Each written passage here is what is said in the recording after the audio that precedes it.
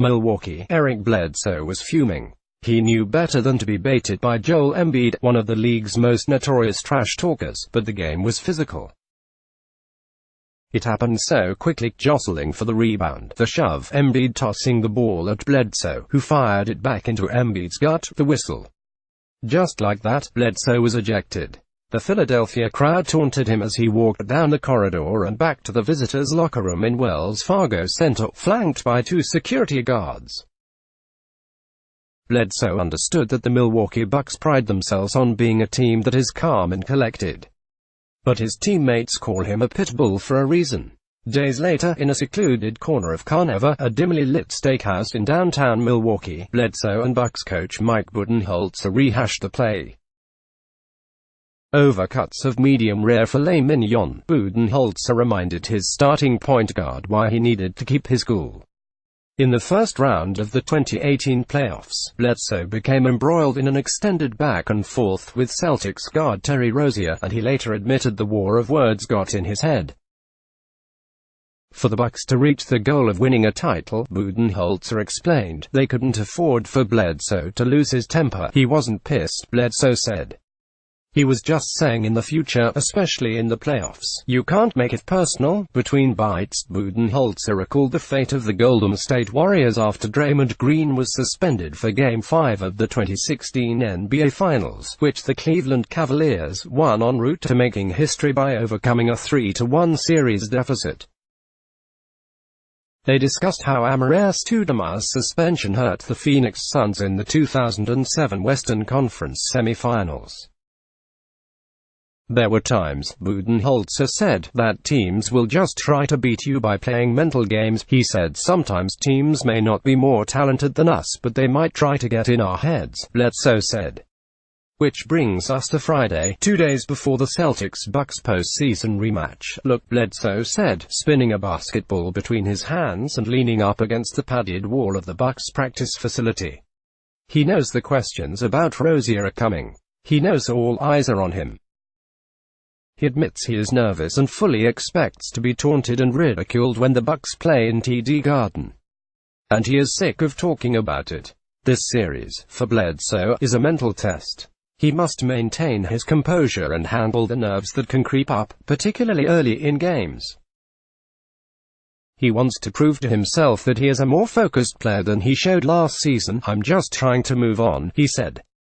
In the days after the Bucks fell to the Celtics in Game 7 last season, Bledsoe spent a lot of time watching film. He didn't watch film of Rozier splashing a clutch three-pointer over him in Game 1, or film of Rozier scoring 23 points in Game 2, or the interview in which Rozier accidentally referred to Bledsoe as Drew. Those things, particularly Rozier's three, are seared into his memory. I can't downplay it, Bledsoe said. He made a hell of a move. I could have still contested it, but I just stopped. I didn't think he was going to make it. That comes back to respect. I didn't respect him at the time, but he made a big shot.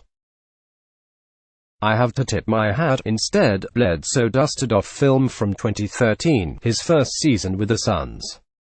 It was the first time he had been a starter. Back then, he said, he was having a lot of fun. I went back and looked myself in the mirror and reminded myself that a lot of people said I couldn't be a starter, Bledsoe said. I watched film of what took me over the hump. I wasn't worried about what so many people thought of me. I was just focused on myself back then. That Celtics series revealed weaknesses he knew he needed to address, such as his bouts with overconfidence and his occasional habit of being complacent. Bledsoe spent the summer of 2018 in Arizona, where he got back into the gym immediately. He would go in the early morning and sometimes again late at night, convinced his conditioning played a role in why the Bucks lost. He flew to Las Vegas and Milwaukee to work out with Charles Lee, a Bucks assistant coach. He took yoga classes to help with his nerves, balance and flexibility. He worked on breathing techniques. He would later employ that deep breathing as a way to calm the frayed nerves he has battled for more than a decade. A new season began, with a new coach, a new offensive system and Giannis Antetokounmpo playing at an MVP level. Milwaukee got off to a blazing hot start. The Bucks played the Celtics for the first time November 1 and lost. Bledsoe missed a key free throw down the stretch of that game. Instead of going home when the Bucks plane landed in Milwaukee that night, Bledsoe and Lee went to the practice facility to work on the shots. Bledsoe missed. 2019 NBA playoffs. Find everything you need to know about the playoffs here. Schedules, matchups and more. Experts picks for second round. Forecast. The heat is on for Embiid and the Sixers. Will officiating define Warriors Rockets? Reminders of the Boston series popped up sporadically. During a December 12th game in Indiana, Pacers fans took a page out of the Boston crowd's playbook, chanting, "Who is Bledsoe?" when he shot free throws. The Bucks beat the Celtics in their next two matchups, with Bledsoe posting 16 points in the first meeting but just 5 in the second.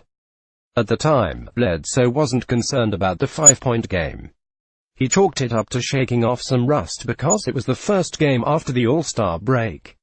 In March, Bledsoe signed a 4-year, $70 million extension to remain in Milwaukee. The Bucks marched along to clinch the No. 1 seed in the NBA with a league-best 60 victories. They swept the Detroit Pistons in the first round of the playoffs and had 6 days off before facing the Celtics. They held 3 practices and 2 days of individual workouts. The time off felt like an eternity. Antetokounmpo joked that it was long enough to take a mini-vacation to the Bahamas. The days crept along. Arrangements were made for the Bucks to get a private screening of the new Avengers movie. Bledsoe attended with his family. "I just want to play already," Bledsoe said 2 days before the second round of the playoffs began. "I'm ready to get the first one out of the way." Game 1 was not the redemption Bledsoe was seeking. The Celtics came out strong. Bledsoe was expecting that. Kyrie Irving, who sat out injured during their meeting in the 2018 playoffs, scored a game-high 26 points. Bledsoe was expecting that too. Bledsoe was nervous, but that's nothing out of the ordinary. He has been battling nerves since he was in junior high school. The nerves usually kick in when Bledsoe arrives at the arena, and he often tries to manage them by playing with his kids before games. They don't care how he plays, to them, he's just the dad. Sometimes Bledsoe brings his son, Ethan, out to the court to warm up with him. The butterflies reappear when he is in the Bucks layup line 10 minutes before tip-off. During the national anthem, Bledsoe meditates. He is usually the first person to break from the line of his teammates, usually several seconds before the final notes of the Star-Spangled Banner are sung. He takes a big, centering breath before the public address announcer booms. A 6-foot guard from Kentucky, Eric Bledsoe. "I am nervous all the way through the national anthem and the first play," Bledsoe said. "Once I get up and down the court a few times, it fades, but Sunday, there still seem to be butterflies on his first 3-point attempt. They started to melt away when he made free throws late in the first quarter, but he never quite found a rhythm." He finished with 6 points, 2 rebounds and 4 assists in 25 minutes. He was more effective on defense, as Rozier scored just 4 points in 23 plays with Bledsoe as the primary defender, according to ESPN stats. On Monday, Bledsoe watched the missed shots and defensive miscues with his teammates in the Bucks film room. Budenholzer sat at the front of the room next to the screen. He yelled. He told his players they didn't compete.